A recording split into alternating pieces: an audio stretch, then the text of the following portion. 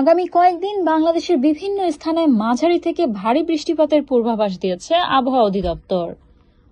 আবহাওয়া অধিদপ্তর জানিয়েছে, আগামী কয়েকদিন বাংলাদেশের বিভিন্ন স্থানে মাঝারি থেকে ভারী বৃষ্টিপাত হতে পারে। বিশেষ করে আগামী 24 ঘন্টায় 4 বিভাগে ভারী বর্ষণের সম্ভাবনা রয়েছে। মৌসুমী বায়ুর প্রভাবে রাজস্থান, হরিয়ানা, উত্তরপ্রদেশ, বিহার, পশ্চিমবঙ্গ ও বাংলাদেশের উত্তরাঞ্চল হয়ে আসাম পর্যন্ত বৃষ্টিপাতের প্রবণতা বাড়ছে।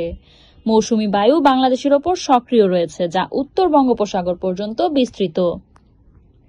শুক্রবার সন্ধ্যা পর্যন্ত রংপুর, রাজশাহী, ঢাকা, খুলনা, বরিশাল ও চট্টগ্রাম বিভাগের অধিকাংশ এলাকায় এবং ময়মনসিংহ ও সিলেট বিভাগের অনেক স্থানে অস্থায়ীভাবে দমকা হাওয়া সহ হালকা থেকে মাঝারি বৃষ্টি ও বজ্রসহ বৃষ্টি হতে পারে। এছাড়া ঢাকা, খুলনা, বরিশাল ও চট্টগ্রাম বিভাগের কিছু এলাকায় মাঝারি থেকে ভারী বর্ষণ হতে পারে। এ সময় সারা দেশে দিন ও রাতের তাপমাত্রা সামান্য কমতে পারে।